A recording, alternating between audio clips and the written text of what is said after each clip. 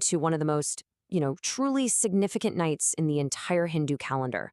It's Mahashivratri, which literally means the great night of Shiva. And believe me, it's a night that's just absolutely steeped in mystery, devotion, and some really deep cosmic meaning. But that begs the question, right? What's the big deal with this one night? I mean, out of all the nights in the year, why is this one so incredibly powerful? What could have possibly happened? What kind of cosmic events unfolded that we're still celebrating it thousands and thousands of years later? Well, as you might guess, the answer isn't just one simple thing. It's really more of a convergence, a coming together of some seriously powerful events. And these events are revealed through three absolutely foundational stories. You can think of each one as a different lens, a different way to understand why this night is so important. So you ready? Let's explore them. Okay, so the first story is probably the one you've heard the most about. It's easily the most popular and celebrated reason for Mahashivratri, and it's all about a divine wedding. A wedding that, get this, literally balanced the entire cosmos. Yeah, we're talking about the marriage between Lord Shiva and the goddess Parvati. But, to really get why this is such a huge deal, we have to rewind a little bit. See, after the tragic death of his first wife, Sati, Shiva was just completely overcome with grief. He totally withdrew from the world and went into this incredibly deep, unshakable state of meditation. And this is where the story gets really beautiful. It's this incredible journey of devotion. Sati was actually reborn as Parvati, and she was absolutely determined to win Shiva's heart all over again. She went through years of severe penance and meditation. I mean, her devotion was just so powerful that it finally broke through Shiva's intense withdrawal. And it was on this very night, a moonless night, that they were finally united in marriage. But here's the thing. This wasn't just any wedding. This was a cosmic event. On a much deeper level, it symbolized this divine union of what's called Purusha, that's pure consciousness, which is Shiva, and Prakriti, which is nature and divine energy, represented by Parvati. When they came together, it was like two halves of a whole, bringing essential balance back to the entire universe. Pretty incredible, right? All right, let's move on to our second story. This one kind of shifts our focus. We go from seeing Shiva as this withdrawn ascetic to Shiva the savior, the ultimate protector of, well, everything.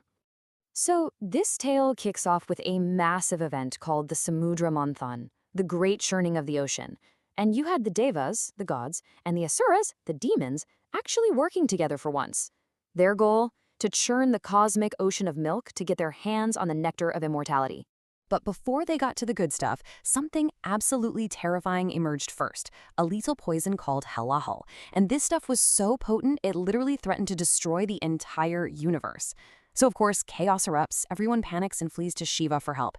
And to save all of creation, Shiva does the unthinkable. He drinks the poison, but just as he does, Parvati rushes over and holds his throat, stopping the poison from spreading through the rest of his body. So the poison was contained, but it left a permanent mark. It stained his throat a deep blue forever. And this incredible act of sacrifice is what earned him the name Nilkath, which means the one with the blue throat. It's also why, on Mahashivratri, devotees will stay awake all night long.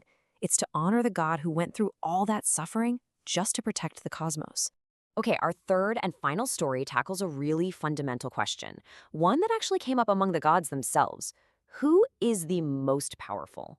Who's the ultimate power in the universe? So you had a pretty serious dispute break out between Lord Brahma, the creator, and Lord Vishnu, the preserver. They both started claiming that they were the supreme one. And this wasn't just some small argument. It got so intense that it was actually threatening to destabilize the entire heavens. So to settle the debate, Shiva steps in. And he does it in the most spectacular way possible. He appears between them as something called a Jyotirlinga, basically an infinite, blinding pillar of pure light and fire. And the key thing is, you couldn't see where it started or where it ended. It was just endless. Then Shiva lays down a challenge. He says, "Okay, Brahma, you take the form of a swan and fly up to find the top of this pillar. Vishnu, you become a boar and dig down to find the bottom." So off they go. They traveled for what felt like eons, but neither could find an end. Vishnu, being honest, came back and admitted defeat. Brahma, on the other hand, well, he came back and lied, claiming he'd found the top. And that's when Shiva revealed himself. And he made it clear. He declared, "I am the source of all. I am the beginning and the end of everything." And this powerful, powerful revelation, the one that showed his true, formless, infinite nature as the ultimate reality, well, that's said to have happened on this very night, the night of Mahashivratri. So there you have it. Three absolutely incredible stories: a divine wedding, a selfless sacrifice, and an ultimate revelation. But what happens when you put them all together? I mean, how do these three events create the immense spiritual significance that's packed into this one single night? Well, let's break down what this all means for people today. Each story really gives us a powerful theme to reflect on. The divine marriage, that's all about inspiring us to find balance in our own lives. Shiva's sacrifice, that's a huge reminder of the importance of achieving victory over our own inner darkness and ignorance. And his big revelation, that encourages us to go on our own quest for a deeper truth. And this is exactly why it's a night for practices like fasting and meditation. They're tools for self-control, right? They help us focus our minds on the divine. And get this, there's even a cosmic angle. It's believed that the planet's alignment on this particular night creates a natural upsurge of energy in our bodies, making it a super powerful and auspicious time for any kind of spiritual practice.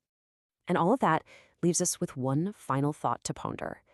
If this is truly a night for conquering the darkness of ignorance with the light of knowledge, what's one area of darkness in your own life that you'd want to focus on and illuminate? It's a really powerful question to ask yourself.